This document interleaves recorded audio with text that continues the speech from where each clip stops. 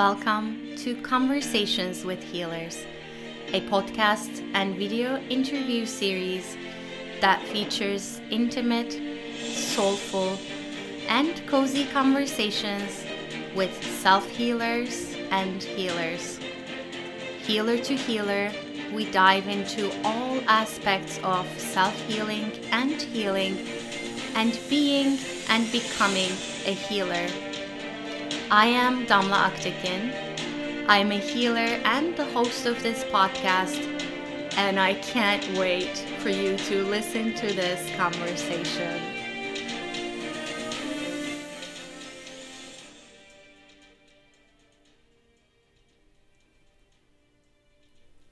If you are new to this podcast, please take a moment to subscribe so that you can be aware of new episodes.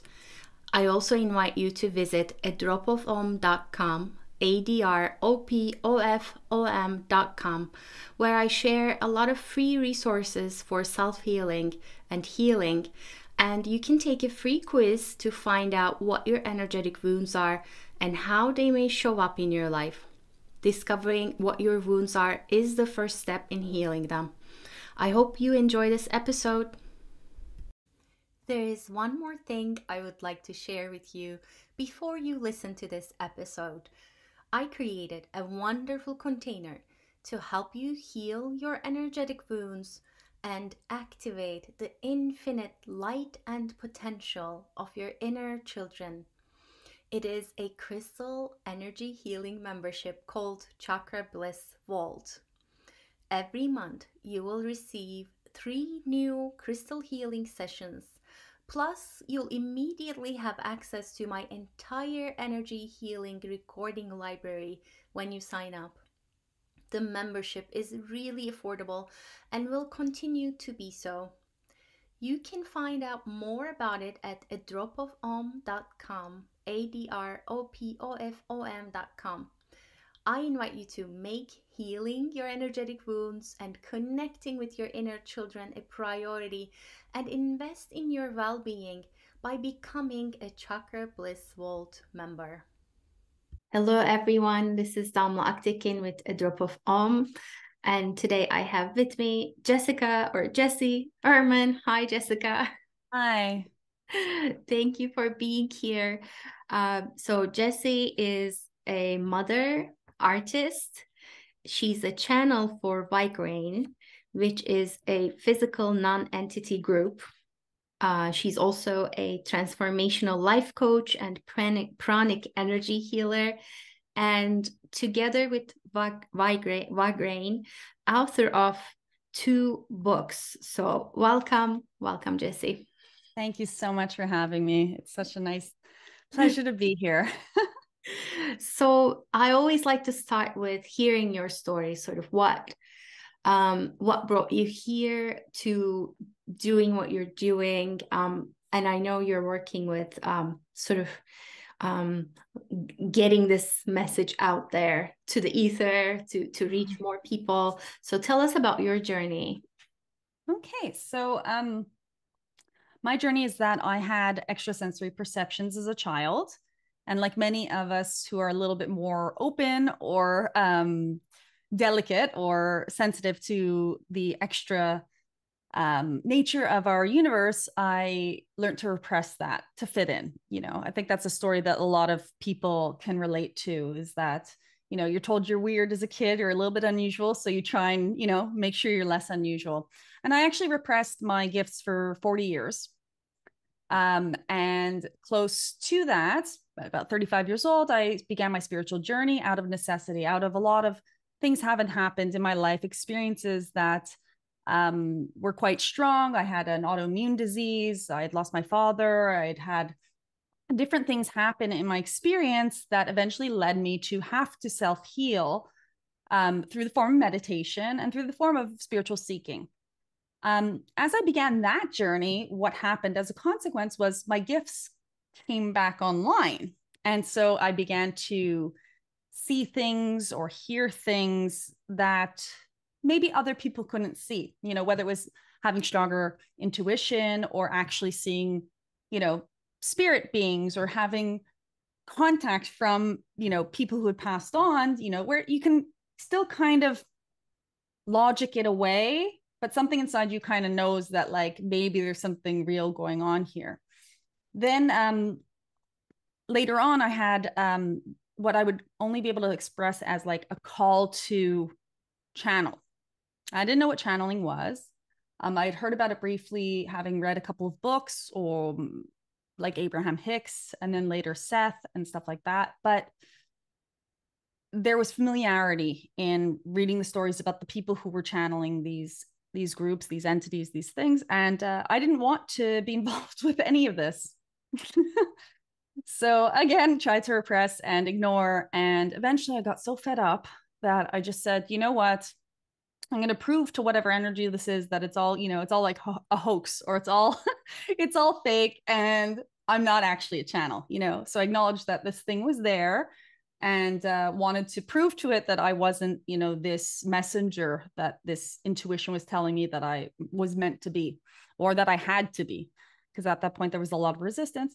And much to my surprise, when the first time I lay down to record, what I imagined would be nothing, because I didn't think anything was going to come through. It was almost like I was having a challenge with myself. I began to channel this entity group, Vagrein, who wasn't Vagrein at the time. It was just energy at the time, because Vagrein is just a name. And I haven't stopped channeling since. So it's been 3 years. It's been 2 books. It's been hundreds and hundreds of channeling sessions, both public and private.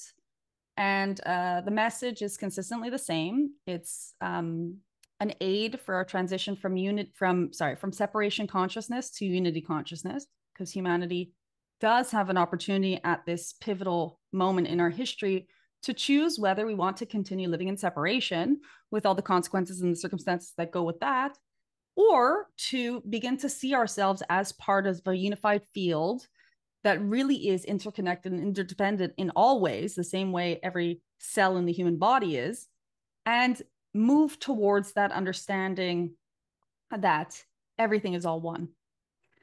I'm also an energy healer. So I also have this ability to scan people's energetic bodies and see where they have maybe emotional blocks, where they even have physical blocks at times. And that's been another interesting thing to experiment with. And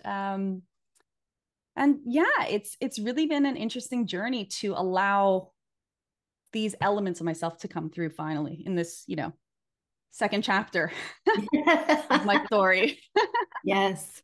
Yeah. Well, it sounds to me like in your healing journey, as you were gathering parts of yourself, almost like unifying yourself, you were also beginning to open up to something that reflected that to come connect with you or come through you.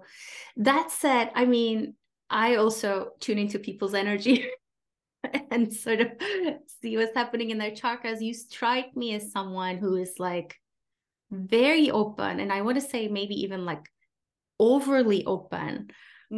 What's your physical experience with that? Yeah, so my physical, like, I'm lucky. I don't think anything happens by accident. I don't think anything's a mistake, right? I think that I actually had to learn to repress things to be able to have the equivalent of like a breaker system on my, I came in open. And when you're a child, you don't even discern between like, oh, this is an imaginary friend, this is a ghost, this is an alien, this is this. You don't, and you have no fear, right? Like little children don't have any fear. They don't fear a dog until a dog bites them, right?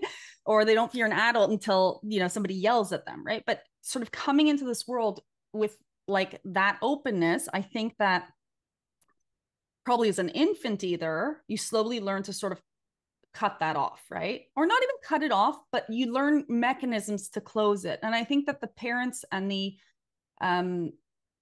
environment that I grew up in maybe put pressure on me to be normal or to not be so strange in order for me to also learn the ability to turn that off. Now I then had to learn to turn it back on, right? But so physically, I actually have quite a good level of control now. So the autoimmune disease that I spoke about earlier is almost fully in remission. Even though, like, doctors are like, oh, it's not curable. Oh, it's going to get progressively worse. You're going to be handicapped. You're going to be this, you're going to be that. I mean, I've had this diagnosis since I'm 20. So we're talking many years later. And their answer now to the story of, hey, how come I'm better? Hey guys, how come I'm better? Is, oh, well, we probably just misdiagnosed you 20 whatever years ago, right? And the thing is with that is, like, yes, that's the easy answer, right? But in the meantime, there was, like, I don't know, 15 to 18 years of being unwell, So it hasn't always been this maintainable. But I think that for most people, the biggest key to healing is listening really carefully to the body, because the body is actually always well, right? Even if you think you have an ailment, the body is actually just communicating to you something because of its intelligence, right? So if you're not feeling well, it's communication. And I think that I've become an expert, again, through circumstance, of listening to what's going on in my field, So now I hear all of that. Thank you. What I'm curious about is what's your physical experience of channeling now, today, now that you know how to turn it on and off? Right. The switch is activated. Okay.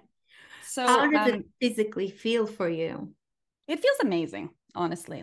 But I don't know it feels amazing till after I'm done, because while I'm actually channeling, I don't have any connection to my physical body or to my brain, which is part of the physical body. So it's almost like, I always explain to people, it's like, if my physical body and brain or mind are a car, it's like you take yourself and you get out of the driver's seat temporarily, and you go and you sit in the back seat, right? So you still are going in the same direction, but you're maybe looking out the window, maybe you're daydreaming, maybe you're reading a book.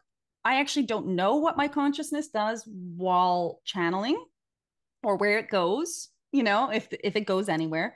It's like an extremely refreshing sleep, but at the same time with all the downloads of the energy and the information that's coming through at that time. So if there's anything I need to learn from the wisdom that's being shared, even though I won't remember it consciously, it's like I'll have had that learning absorbed into my being as well. So if, like, someone's talking about relationships, right, and there's something similar about the other person's story to my story, I will have that, upgrade of wisdom or that knowledge afterwards in my being as well. And then I don't know what's actually said until I go back and listen to recordings, because it's not something I have a conscious memory of what's happening when I channel. Okay. It's so interesting to me, because when I think about channeling, I feel like all of us are channeling all the time. Like, I am a mom, you're a mom. Like, that's something we channel love with our bodies, with our eyes, with our words. I write. I know when I'm writing, something else is also working through me, or when I'm speaking the same way here or elsewhere. What is so interesting to me is what you just described, that change of driver's seat thing. It's almost like a complete letting go, a complete trust. And it sounds, to be perfectly honest, it sounds a little scary to me when I think about it. Was that sort of part of your resistance as well? I don't think it was, interestingly. You would think that it would be. And I honestly, that's one of, like, the mysteries. I don't know how I do that with the level of trust that I have. It's just like a knowing that there's nothing could happen, and I think that's also because the relationship with this energy, which we call Vagrein now, but that, is really just universal consciousness, is so intimate, and so almost like I came in with that relationship already set up, that when I got frustrated and like angry with this energy, and I was like, I'm not doing this, I'll prove it to you. It really felt like fighting almost with like a parent, like you're gonna fight with your dad, like, I'll show you, I'm not able to pass that math quiz or something like that. You know what I mean? It was so defiant and so teenagery from my part, right? But at the same time, there was no like question to me that this was not faithful, like that this was a non-benevolent energy, right? And the other thing that was very important was that I didn't trust the energy at the beginning. So my beginning channeling sessions, there was some level of me still being there, like on guard and holding on, listening in, and like making sure they don't say anything that they shouldn't say, or like even challenging them, like going like, oh, I bet they're not going to be able to figure out this riddle, and I'd get someone to like, I don't know, ask something that nobody could know about, and then something way more unexpected would happen in those sessions. And those beginning sessions were really interesting because like Vagrein would be like talking about something, and then they would say something like, the wisdom lies with the cat. And then out of nowhere, like a cat that wasn't even new, but nobody knew was in the room, would like run out across the group of people. And like, everyone would be like, what the hell is going on? We'd all start laughing. I'd come right out of trance because that was just a crazy thing to happen. And there's no way me as a human could have known that was going to happen. You know what I mean? So I was also like making sure that I wasn't, tricking people. Do you know what I mean? Because there's some doubt. I mean, you don't know if you're crazy. You don't know if maybe there's some part of your personality that is, I don't know, delusional, or like wanting something from people believing that you have powers. I don't know, so I always really took it as, okay, this is what it is for today. And I don't know what it is. But if it helps someone, cool, like great, and if the message to be that like that keeps coming through is super profound and helpful, so that's why I continue doing it. Yeah. I want to come back to Vagrein and the messages, but before that, what my guys are telling me is to ask you about motherhood, and specifically, you've talked about your closing up as a child. Mm-hmm. And now, do you have one child? Two children? Yeah. And as mothers, we get to experience that completely. And how is that for you? I guess it's continuing. And what do you think was there for you as a healer and a channeler? Our children are here, I think, to reintroduce ourselves to our own inner child in many ways. And to help us continue, if we take the call, our own healing journey. I think our whole perception of having children is a little bit skewed. A lot of people think like you're here to guide your children. I really think they're here to guide us. And they're really gifts to, your kids they're gonna, poke at your triggers and push your buttons, and they're gonna be able to get to you, or not anger you, but like affect you in ways that no one else ever can. And as they continue to evolve and change, they constantly give you this opportunity to evolve and change, right? So in terms of like what I do, my daughter, who's very similar to me, she's also the complete opposite of me, in that she's like, oh, there's no such thing as ghosts or witches or this or that. And she's very like, what you do is silly, mom, like, I don't know if that's a real thing. And she's very much like, this is reality. And that's just where she is right now, and then that'll evolve or it won't. But it's funny how like, my assumption maybe when she was little was that she also had gifts, and she was also going to have like this expression that I better, make sure she can stay open and be true to herself. And I almost overemphasize like, you do you be you, and her going like, yeah, I know, mom, I know. I know I can be whatever I want. This is what I want to be. And it's really funny to see that. And then, my son is completely different. He's a completely different energy.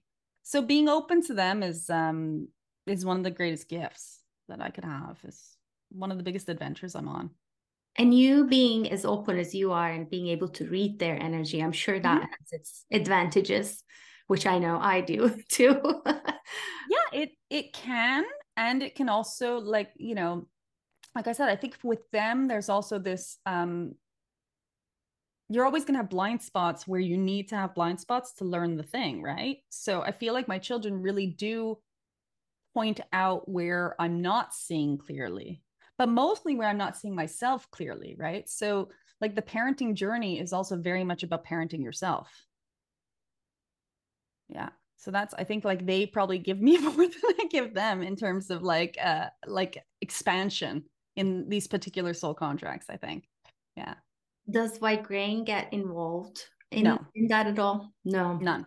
No. Vagrein, one of their biggest rules is the law of free will. So, there's a huge respect for all free will. So like they won't even tell someone in a channeling session something that person's not ready to hear, then they won't like share it with me either. Things will just not come up. So if someone's asking a question or insisting on knowing something, that information will only be shared if their beinghood actually has merit in knowing that. And they don't get involved in my personal life. And I actually don't ask them, because there is still that interesting dynamic in our relationship where I still am in some ways very defiant. Like I have stuff that goes on in my life or difficult periods. And you know what? It's the last resource I think of. I only go to them every once in a while. And then, the other aspect of that is like, if you had the most wise friend in the world and you went to them for advice, sometimes you really wouldn't like their advice. Do you know what I mean? Like we kind of want to have our mistakes and we want to have our own trials and tribulations and figure it out, because if you go to Vagrein, they're always going to be saying the same thing. They're always going to be saying everything's perfect. We're all one, but not even we're all one. Everything is one. So there are no real problems. There are no real issues, because it's such a high level of consciousness that from that level, there really isn't anything. But we're living this human game, right? Where we cause our own dramas. And because we want a puzzle to solve, we want to resolve things. We want to be heroes of our story, and we want to succeed at our journey, right? But when you really think of it from the broader perspective, it's like asking the sun for advice. What's the sun going to say? Yeah, I think I would be on a different journey than you. I would be like, what kind of cereal should I buy? I mean, yeah, but you have your own inner wisdom for that. I know, but I also like, if I could know, why not? Why not? Right. Okay. But I appreciate what you're saying. Yeah. It sounds to me like you're someone you want to be sovereign on your own. Yeah. And make your own decisions. Which it seems that this entity group is respecting so far. Absolutely. Yeah. I mean, I'm also an artist. I like to get my hands in the paint and the clay, make a mess, and like see what I can create from that. You know what I mean? Like I want to eat the wrong cereal. Like it's kind of like how I came into the world. I want to try all the bad cereal and then find my favorite, I don't want the simple answer, the quick answer. I want to have the journey.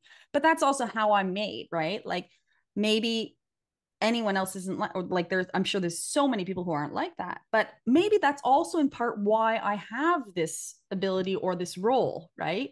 Because when you think about it, if someone was going to follow like all the advice, right? Could then an entity group that had utmost respect for free will actually work with that person? Who knows? I don't know. But I really feel like part of why we have a good relationship is because I don't go to them and they know that I'm going to, continue making my own mistakes. Look, they could always say no. Yeah. They could always say, figure it out on your own. But what I'm saying is, if I'm thinking about my honest responses, I would ask anything and everything. Jessica. I love it. Nice. Okay, so in your first book, Yes. Vagrein, Seeking Ends When Sharing Begins, I want to hear about that, but Okay. there was one sentence or two sentences that stayed with me. And I know your story is sort of a testament to this. So Vagrein says, there is nothing wrong with discomfort. It is the fertile soil of growth. Yeah. What does that say to you?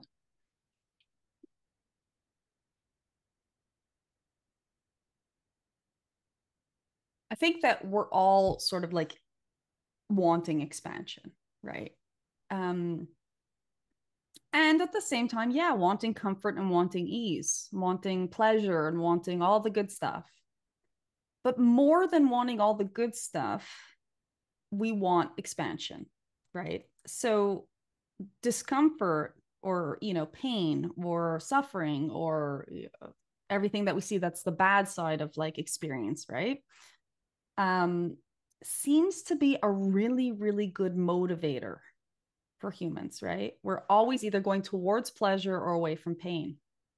And if you could get to a place, and I think this is what Vagrein is sharing with that sentence, where you can see discomfort as a positive thing. Not that you seek out discomfort, but that when it does arise, because it does, no matter what we do, right? We can't ever get away from it because we're human. When it does arise, seeing it as fuel towards the next wonderful thing, knowing what doesn't work so that you can figure out what does, then the actual discomfort is not then compacted by our judgment of it, and saying, oh, this is the most horrible thing that ever happened. This is the most, or poor me or poor them, right? Because even that is a projection. But just seeing, okay, this is the thing that doesn't work. And the evidence that it doesn't work is because I don't feel good, right? And then look, okay, if that I already have determined doesn't feel good, what does? And using discomfort almost like information or as the again, back to the word fuel towards positivity. I think that is a really great lesson to learn. And that's what they're trying to share, because it then isn't even discomfort anymore. It becomes something else. Yeah. I think I see what you're saying, and I'm there with you. One other way that I see it is, well, first of all, with the way you see it, I agree. The discomfort, the pain is sort of like there's a resistance and a stuckness somewhere that's wanting to move better or flow better. Mm-hmm. But then there's another kind of discomfort when we get to our edge, the edge of our comfort, and you need to move that next step, or you are putting a boundary that you haven't put before, and that doesn't always feel good, right? And that is also a soil for growth, but that is not necessarily something for you to overcome and or move, but it's for you to be with and get more comfortable with that discomfort. So that sort of discomfort doesn't mean you're on the wrong path. It's in fact means you're on the growth edge of something. You're just, like you say, expanding to the next level and the next level. And I don't think you ever actually can even be on the wrong path. And this is something also that Vagrein shares often, is that the reason why you're arriving at a place of discomfort, like you used two examples, which are great, but they're more like present, almost like they're actually experience based. Like if you're exactly the one with the boundary, right? If you're setting a boundary and you're like, oh gosh, this is kind of like, ooh, is this going to work? Isn't this going to work? Like, I don't know, but it's what you next need to do, right? I think that outside even of our direct conscious experience, our beingness is doing that all the time. So when you do arrive at discomfort, it's exactly the same as setting that boundary. It's the same growth ability, right? Because like, for example, something stupid, like a chair, right? You have an uncomfortable chair. Okay. And this is like we're talking like base level physical discomfort, right? And the chair literally isn't comfortable, right? You can handle it. Like you're handling it for like 10 years. And then when the springs break and it's like poking up through the seat cushion, right? And you go to sit on it again, it's like, oh, now it's like even more uncomfortable. Then that is the space where you go, you know, I'm not going to buy a new chair finally. I don't need this chair, right? Like, and you can let go of that. So something like, it seems almost comical, but the macro and the micro are the same thing. So nothing's ever the wrong path at all. The chair is just, you're outgrowing the chair, basically. You want a more comfortable chair, or you have outgrown the relationship that had no boundaries, or, you know, anything like that. So I really think that the sensation of this isn't right or this feels bad is not because something is bad. It's because you're ready for something better. I like that. And I think for me, the soil is poignant because I see the body as the soil, the earth element. So, and the discomfort we physically feel in the soil, in the earth of our body. So I really like that piece. And how has this experience of channeling evolved from the beginning? You mentioned that little resistance and then you got into it and now you're doing it, you're writing books. I'm curious, how has Vagrein, if at all, changed in their ways of working with you, and how has it been evolving since the start? Right. So at the beginning, I had a lot of assumptions on how we could work together. You know, I at the beginning, for example, very first sessions, I thought I needed to lie down because the first time I had done it, I was lying down. Then there was a period where I was experimenting with seeing if my eyes could be open during channeling, which they can. However, it's not very comfortable for the other person because it doesn't quite look like I'm there, which can be kind of uncomfortable. So my eyes are still closed. In terms of, there was a period as well where I had like a message from them that I had to go read the dictionary because they weren't entirely content on my level of vocabulary. So they wanted me to increase my vocabulary and have words that they, you know, sometimes if they don't find the word in my Rolodex, almost like your brain has its vocabulary. And if they wouldn't find the word, they'd have to substitute it with like a longer sentence or a phrase, but they were looking for something like the exact word that they know, right? But that I didn't have in my brain.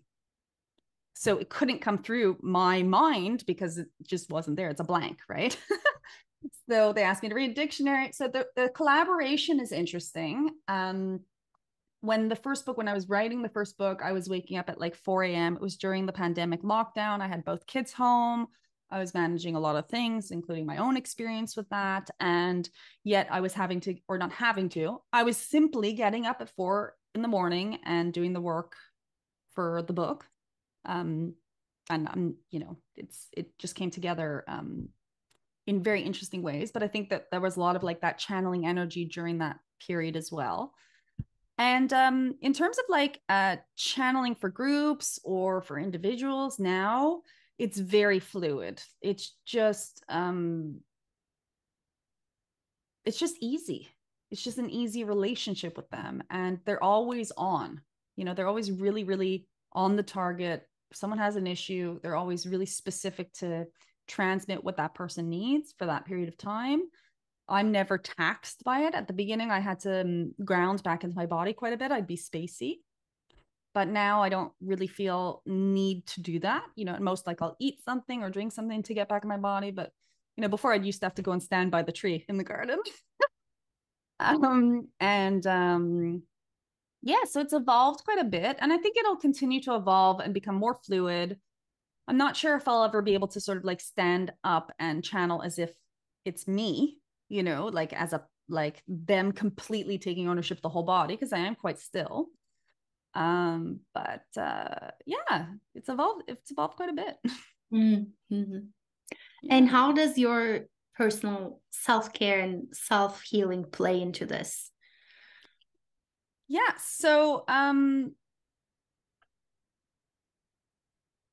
it feels like, because I do get those downloads of the transmissions, my own sort of spiritual journey has really evolved quite a bit. A lot more of my philosophies now are more in line with Vagrein's way of expressing than they used to be. And in that, there has been huge levels of self-compassion and self-love that come through, and complete almost acceptance of the beingness that I am as I am in imperfection, which is really actually astounding, because when you do kind of get to that, it's almost like everything else isn't a problem anymore. Because even if you're having a very emotional reaction about something, if you're not judging yourself about it, it just is what is in that moment.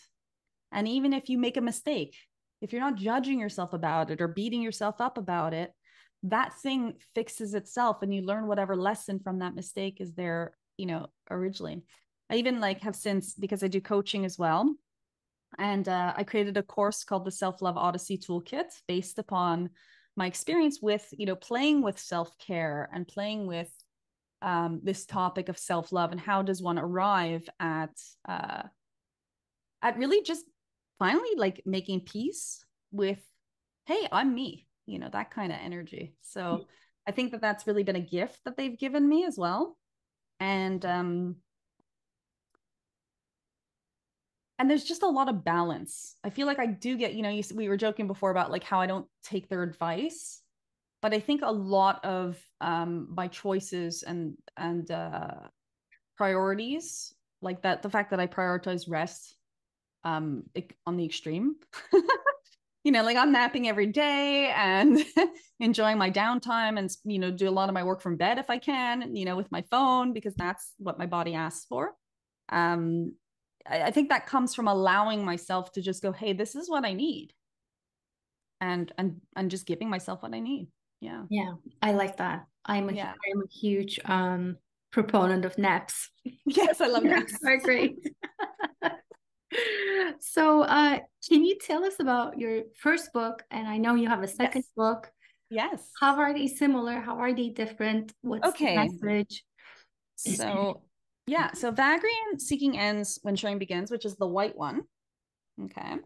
That is the first book. And this book has a little bit of background on my story with Vagrein, just at the beginning, to kind of clue everyone in. And then it has all these different topics. It has finance, it has relationships, it has death, it has aging, it has how to be in service to others, it has money, finance, yeah. And it just covers every topic on what seems to be not even at first, because as you read this book, you'll see that it's heavy, but the sentences themselves are very simple, right?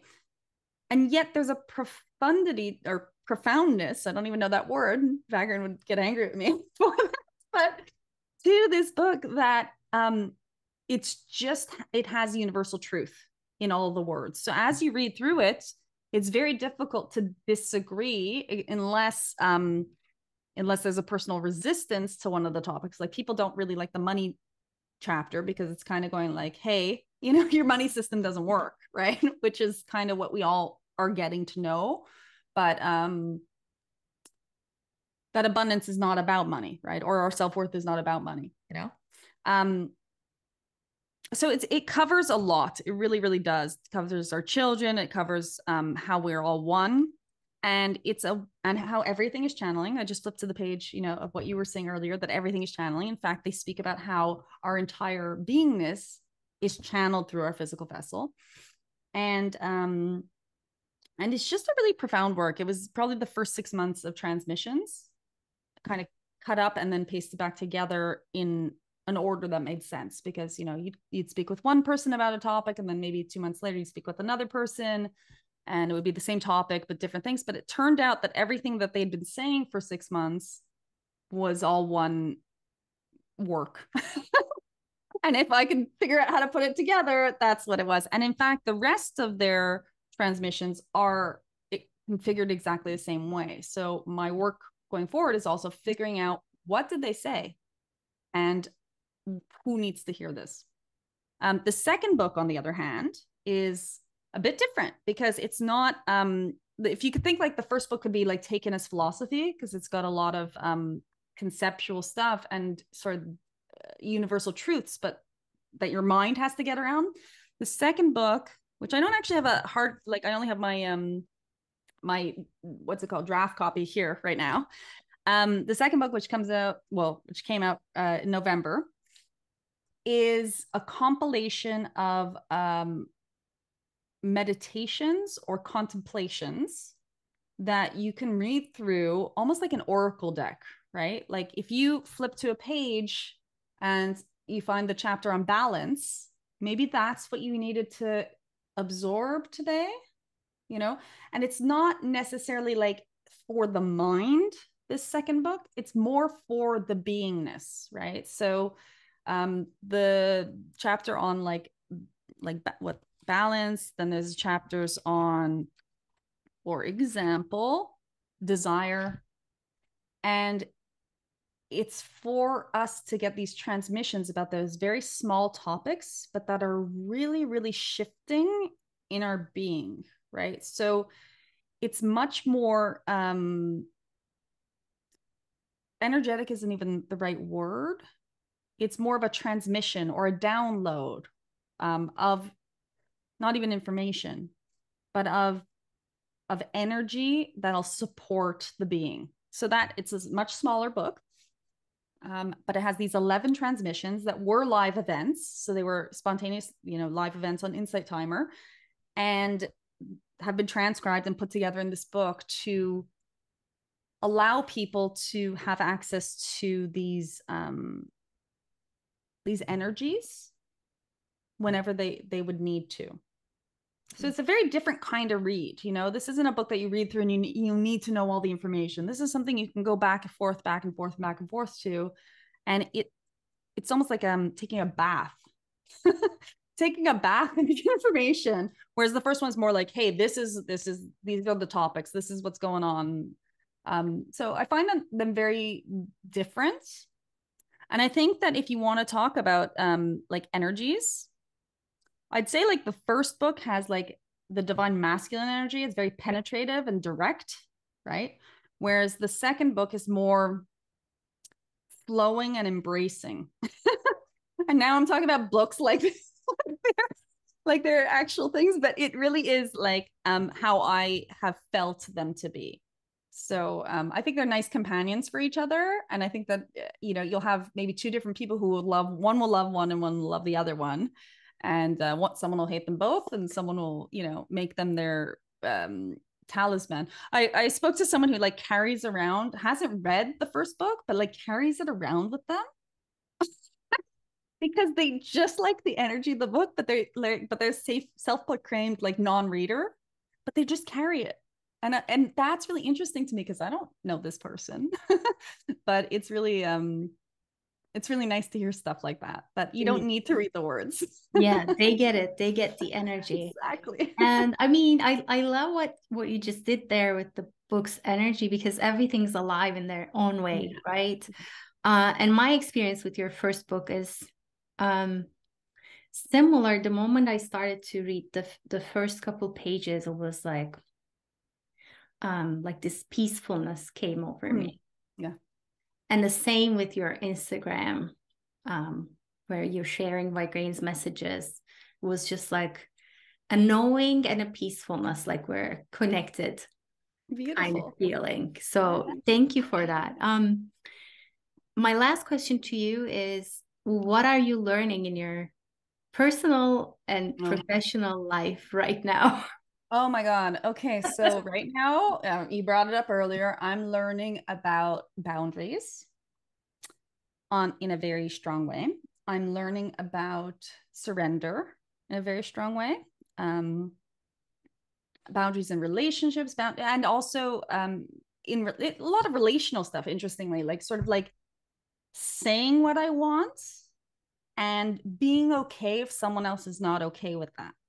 which is interesting because yes, that is also part of setting boundaries, but it's interesting how uncomfortable like my system is. We were talking about discomfort and growth. When someone else is not okay with what I want. It's really interesting to look at that, right? Or my assumption that they might not be okay, because sometimes it's not even true. Like sometimes the person's totally fine with what you want, and you've just been like making a story in your head. So there's that. I'm also going through another healing moment at the moment. So I'm dealing with that and surrendering to that, and a curiosity. I'm also really enjoying curiosity, which is not normally one of like the themes that people are working on, but I'm really enjoying having enough distance now from I don't want to say ego, or I don't want to say like the human self or something like that, because I don't really think it's that, but having like a perspective on my life where I get to watch what happens and just be like wonderfully curious about like, hey, how is she going to react to that? Or what's going to happen next? Or, oh, look, here's a stimulus. I wonder what she's going to do. Right. And like watch myself respond to life. And that's really fun. It's also really like hard to get your mind around, because you go like, ooh, is this like, am I dissociating? But it doesn't feel like an unhealthy thing. It feels really like I'm really involved, almost like I am my higher self now, which is also really interesting. It's like the role switch, probably a while ago, I would be like, oh yeah, my higher self is guiding me, and my higher self is this, and oh, I can ask my higher self. And now it really feels like I identify with the guide, and I'm just watching Jess live her life, like I'm just watching Jessie do things. Choose a And that's, cereal and things. yeah, it's so much fun, right? I'm having such a good time. Even with my own like distortions, or even with my own challenges, I'm having a really interesting good time with things lately. And it's also really hard to explain to people. Yeah, I like that. I like the way you described curiosity, that sort of witnessing kind of curiosity, not necessarily like you don't have to go in and do something. There's an element of witnessing and beingness there. That's beautiful. Well, you've also, I'm sure, been in situations where you're surprised at your own reaction, like you didn't expect yourself to react to something a certain way, and then all of a sudden it's there, whether it's you have emotion you didn't expect, or you're suddenly words are coming out of your mouth that you didn't expect. You were talking earlier about how like sometimes when you're doing stuff, it feels like channeling, Yeah. And it's kind of that, it's like the and because we're parents, we have this also with our kids. We have that curiosity of like, what are they going to do next, right? Like, how are they going to respond to me telling them they could have ice cream after school? And we get this excitement, and it's that same sort of thing, like just watching with a hands-off attitude, like, how is this person going to be tomorrow? Who is this person going to be tomorrow? How, in what ways are they going to change, right? Yeah. And to do that with yourself is really, really fun. I think, Jessie, not exactly the same, but what I'm experiencing right now is I find myself in a certain situation, let's say, where the person in front of me is doing something that is not loving or kind in my definition. Mm-hmm. And then I go, oh, this reminds me of something from my childhood. Mm-hmm. And I'm like, at that moment, that person isn't that person. And I know it's slightly the role they're playing. And I'm like, this used to really get on my nerves. But I see how this plays in their dynamic, and I can be okay in my dynamic. Mm-hmm. And yet I go back to my world to process this, and I'm like, how many more versions of this not love do I have to experience to, I get it. I get to listen. Thank you. I've gotten a lot of practice in this. And then a teacher of mine recently said, as many versions as it takes, Tom. I'm like, okay, all Yeah. right. But you know what is shocking though, right? This is even worse than that. Because what happens is at a certain point, that person stops showing up, right? And now all of a sudden, you have the expectation that that person's going to show up and they're gone from your field. That energy's done. Do you know what I mean? Okay. So there'll be an overlap where like they show up, they don't show up, and now you have in front of you something completely new, right? Like some person who actually is loving, and then you've got to deal with how you process that freaking the hell out of you. Right? What to do with that? Oh boy. Oh gosh, what do I have to take responsibility for? Yeah. Right. And then you find out that you were always creating the unloving person because you actually were the one who was running away from intimacy or whatever the hell, right? Like there's all this stuff. And then it's like you move on to a new chapter and you're like, okay, this is the or even like better, a video game, right? You move on to a next video game level. Like all the controls are different all of a sudden, right? And you don't have any reference point. And then you're thrown into this whole new world where like people actually do want to help you. People actually are giving you loving support, and you turn out to be the one who doesn't know how to receive that, let's say, right? Or you turn out to be the one who has trust issues, right? Because every time you've had interaction, someone's been mean, right?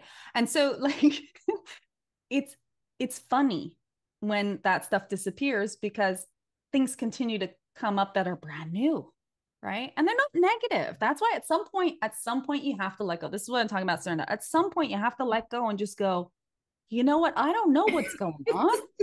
And it's nothing to do but laugh at it. Like it's all funny.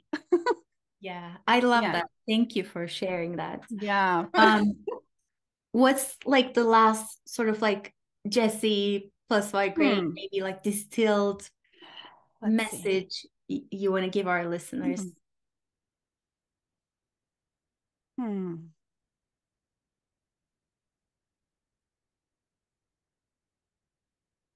Yeah, what's coming through is like there's so much suffering, right? And potential for suffering that sometimes that clouds our perception of how much like joy and potential for joy there is, right? And it's not anybody else's job to give you access to that joy, right? But it is a gift you can give yourself. Like anytime, any place, whatever is going on, you do already have access to it. And to have a bit of compassion, because it also is painful to let go of suffering, right? We all have this familiarity with that, right? But it's worth it. It really is worth it.